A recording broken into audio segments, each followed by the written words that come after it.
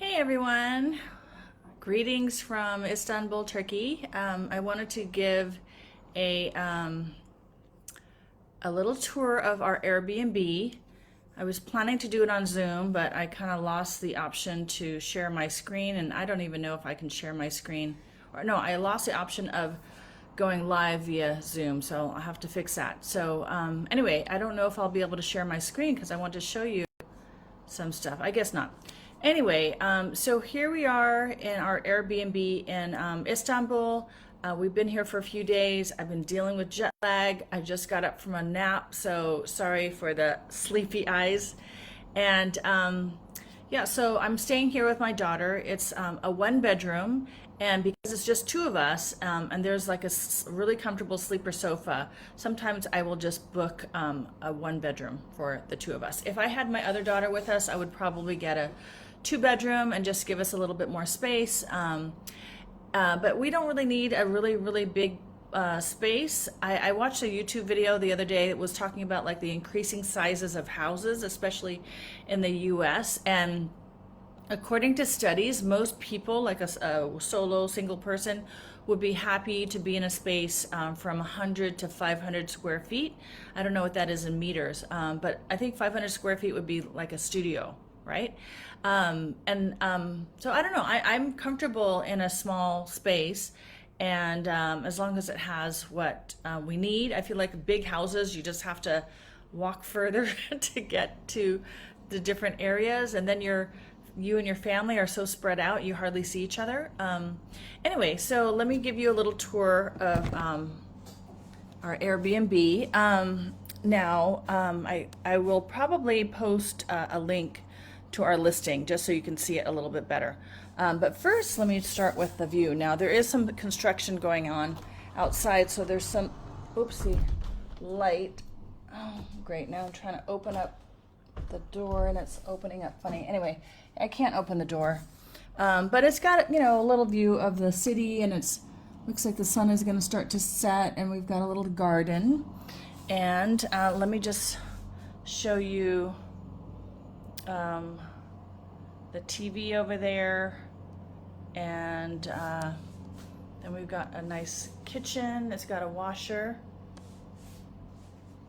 So, kitchen is plenty big enough for the two of us, and then we have a little place to sit and have our breakfast. I usually like to cook breakfast in our Airbnb usually, and then we have the sofa bed that my daughter sleeps on. Oopsie, there we go. So again, not too big, but it works out just fine for us. And then I actually did a packing video. There's one of my suitcases, the big one. I haven't unpacked it yet. We're only here for 6 days, so I didn't feel like we had to unpack everything.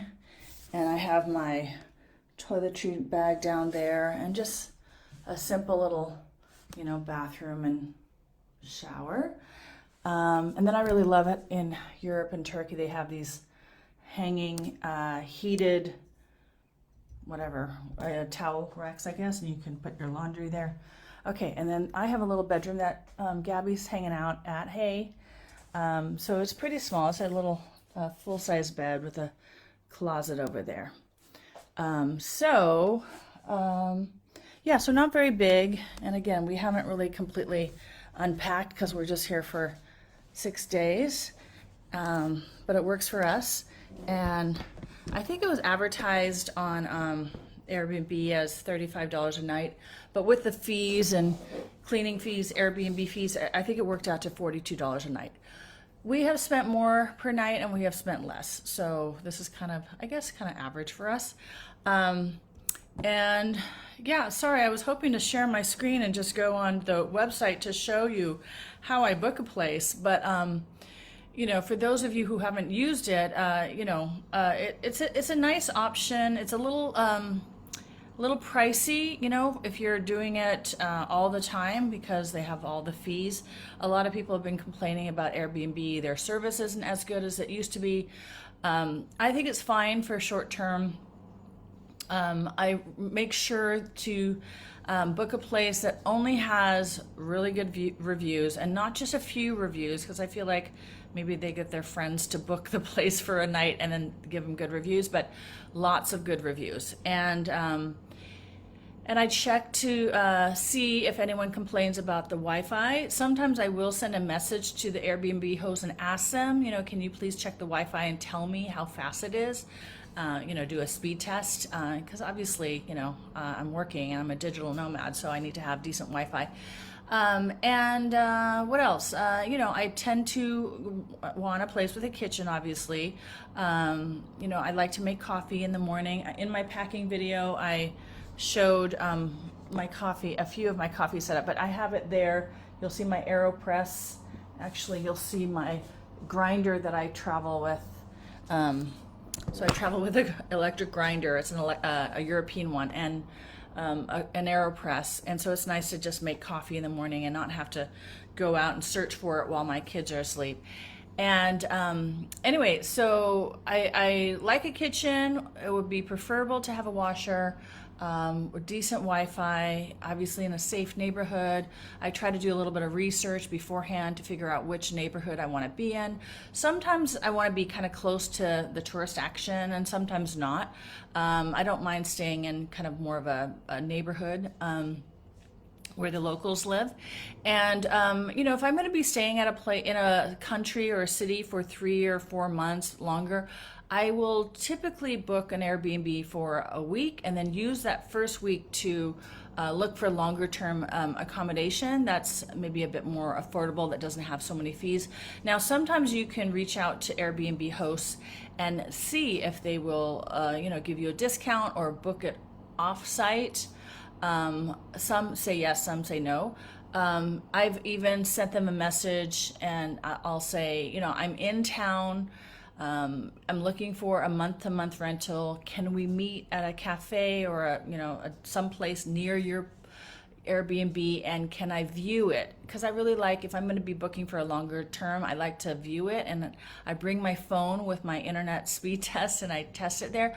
A lot of times they will meet with you, and then once you meet with them, you might say, hey, is it possible for us to make a deal, to get a better price, or book it off of Airbnb, because then obviously they save and you save. I have even signed leases, 3-month lease, with no problem. So, and then I pay them cash or whatever. So that has worked out. I have used Facebook groups. I'll join the local expats group. Often they'll have like the Istanbul rentals Facebook group or whatever, and I'll go on there, and there's lots of brokers listing stuff, and I will dig through, or I'll make a post and say, hey, I'm looking for a 2-bedroom in this neighborhood in this price point. And often I'll, get in touch with brokers, and sometimes they'll even pick me up and, drive me around and show me places. And they have been, that's worked okay. Obviously you have to pay a fee, but sometimes it's a better deal than going through Airbnb. And again, you have to see the place. I don't like making a 1, 2, 3 month reservation and pay in advance. I would never do that outside of Airbnb. Without seeing the place and opening the drawers and testing the water and making sure everything works okay. So anyway, I hope that helps. And the place we're staying, another point is if you're staying in a place with lots of stairs and you have heavy luggage, make sure there's an elevator, or just make sure you're strong enough to carry all those bags up and down those stairs when you move in and out. And so if you travel a lot, why don't you post below what apps you use? I have used also booking.com. I've used agoda.com. And then again, just the Facebook groups to find the local, a lot of times they'll have a local rental website that I'll use depending on the country. And sometimes you're able, Google will translate the whole page into English, or maybe the rental website has an English option.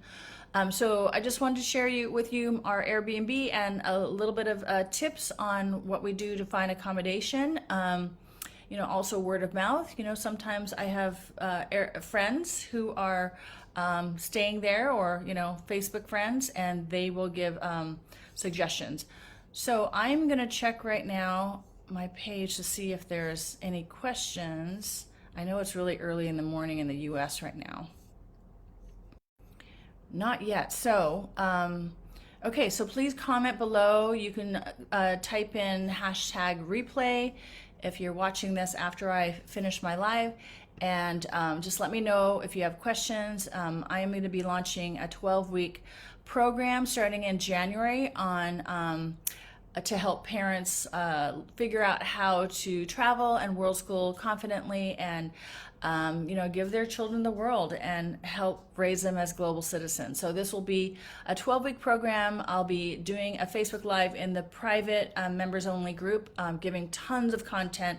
I posted on my Facebook profile a video of a big list of content that I'll be sharing in my course. And Tuesdays, I'll be interviewing another World School family to see how they do it. Wednesdays, I'll be interviewing a World School service provider. And Thursday, we will have a Zoom meeting and a Q&A. And kind of an accountability session. So if you are just starting out in the world schooling lifestyle or thinking about it, my beta rate is super low. It's only $250 for the 12-week program. I'll probably have over 30 hours of content going on during the 12-week program. And then I'm planning to run the program 3 times a year, and the price will be going up. But for the January 1, 2023, it'll be really low because it's my beta program.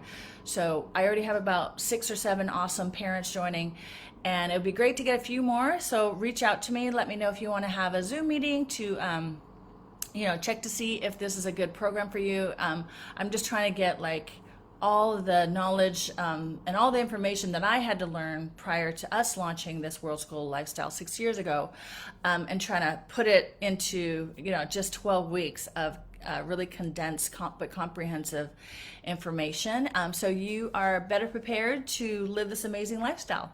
All right, thanks, and let me know what you think of my Airbnb. Would you stay here? Is it too small for you? I mean, if you have a bigger family, obviously you need more space. It's basic, it's not luxurious, but it works. It's clean, and I think it's a decent rate, I guess. All right, thank you. Bye.